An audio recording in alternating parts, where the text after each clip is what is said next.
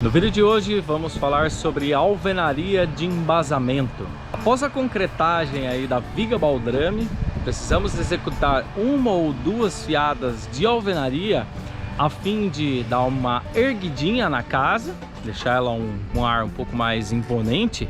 Aqui no caso, já que o terreno é nivelado, vai ficar levantadinha, uma rampadinha aí na garagem, e ter espaço também para distribuição de elétrica e de hidráulica, distribuição aí da infraestrutura. Para quem não me conhece, eu sou Elison Augusto, sejam muito bem-vindos ao canal Bom de Obra e vamos nessa. A alvenaria de embasamento, ela tem algumas funções. Uma delas é dar nivelamento, é nivelar aí, já que na hora da concretagem da viga baldrame, o concreto ele pode ter saído um pouquinho. Então, às vezes numa viga ficou uma ondulaçãozinha, ficou algum defeitozinho aí na hora da concretagem. Então chegou a hora de tirar essa diferença.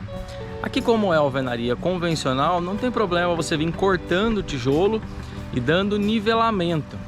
Mas aqui é a hora de todas as fiadas estarem niveladas. Então eu determinei um ponto de referência, eu pego um ponto de referência, seja qual for, e vou nivelar aí todas as fiadas. Aí eu venho ou cortando um pedaço de tijolo, ou eu venho compensando na massa.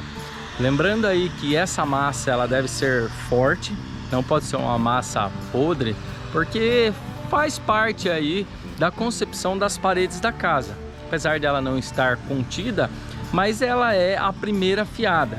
Então essa massa deve ser executada aí conforme o traço da alvenaria. A segunda função é realizar a impermeabilização aí, não permitindo com que a umidade ascendente ela suba e venha prejudicar aí o acabamento das paredes, deixando a construção bem feia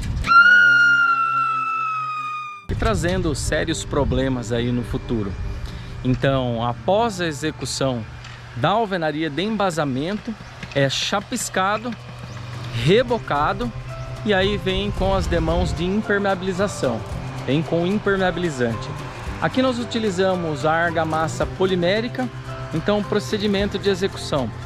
Após terminar toda a fiada de alvenaria, eu vou entrar com o chapisco, porque é um reboco comum, então deve ser sim chapiscado. Depois de chapiscado eu vou rebocar e aí eu preciso aguardar aí pelo menos uma semana para que tenha dado uma cura aí nesse cimento do reboco para eu poder entrar com o impermeabilizante. Então eu vou entrar com essa argamassa polimérica, vou executar essa argamassa polimérica, vou dando uma demão, duas demãos, três demãos, quatro demãos, quanto for necessário para atingir o que o fabricante pede desse impermeabilizante, onde muitas vezes ele pede por quilo de metro quadrado. Então você tem que pegar aí na indicação do produto e ver quanto ele está indicando por metro quadrado. Se ele está indicando 1 quilo, 2 quilos, 3 quilos.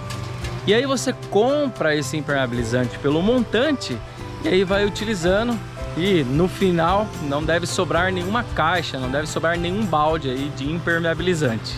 A terceira função aí do embasamento é o liberar espaço embaixo da casa para realizar a infraestrutura de água, de esgoto e de elétrica. Então nesse momento eu devo fazer todas as passagens de esgoto.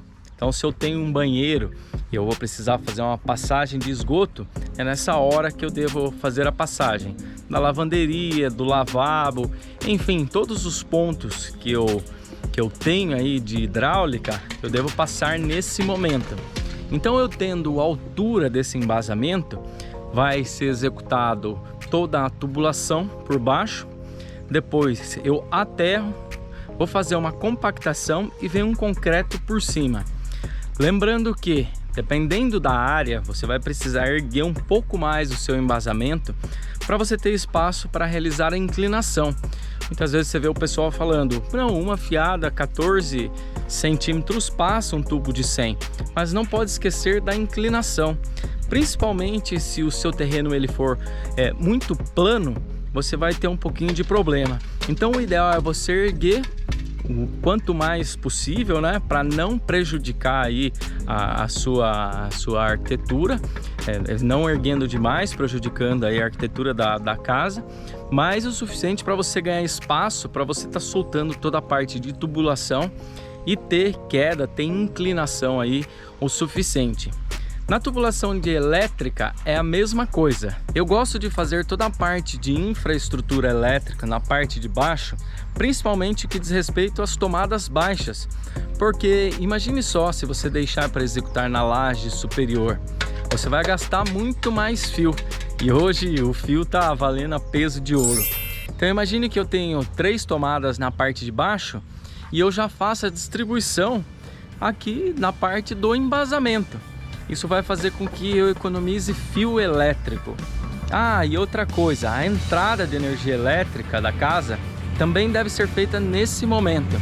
Então, vem um conduíte lá do poste e esse conduíte ele deve entrar até o seu quadro disjuntor, passando assim embaixo da casa. Algumas coisas que não podem ser esquecidas aí para o serviço de embasamento que pode dar problema no futuro. Primeiro, os degraus que eu tenho, diferentes níveis. Então se o meu banheiro ele for ficar abaixo do nível da casa, um dentinho aí para no momento que eu estiver lavando o banheiro não vaze a água para o resto da casa. Nesse momento do embasamento não pode esquecer desse nível. Então se eu tenho um desnível aí de 3, de 2 centímetros, na hora da execução do embasamento eu preciso levar em consideração. Se a parte interna da casa ela for superior à parte externa, é a mesma coisa. Não esquecer de deixar esses rebaixos, levar em consideração o alinhamento dessa alvenaria, porque senão depois vai aparecer um dentinho do tijolo no embasamento na diferença. Vou explicar melhor aí para vocês. Então imagine que aqui tem o corredor. Eu tenho um corredor e aqui eu tenho uma alvenaria de embasamento. E aqui eu vou ter uma diferença de nível.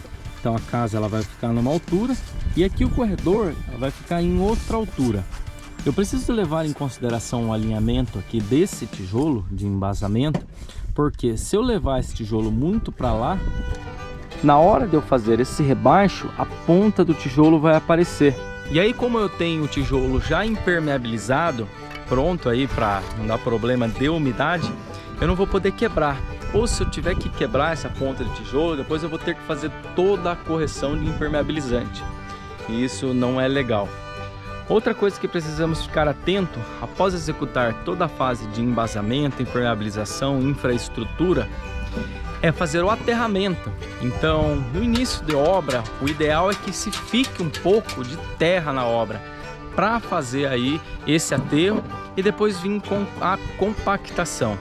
O ideal aí também nessa distribuição elétrica e hidráulica deixar identificado onde estão os canos na parte superior da terra, para que na hora que você vier compactando, fazendo essa compactação, que tem que ser feito, uma compactação inclusive mecânica com o sapo. Se você não conhece, vou deixar um link aqui no card onde eu falo um pouco sobre compactação. E aí eu venho, faço essa compactação e aí vem o concreto do piso pobre. Fechou? Sobre embasamento, sobre a alvenaria de embasamento é isso. Eu espero que vocês tenham entendido e curtido. Ficou alguma dúvida? Deixe nos comentários alguma pergunta, alguma coisa que ficou para trás. Curtiu esse vídeo? Está curtindo o nosso trabalho? Deixe seu like que nos ajuda bastante. Não é inscrito no canal? Se inscreva, nos ajude a crescer cada vez mais. Muito obrigado e um grande abraço.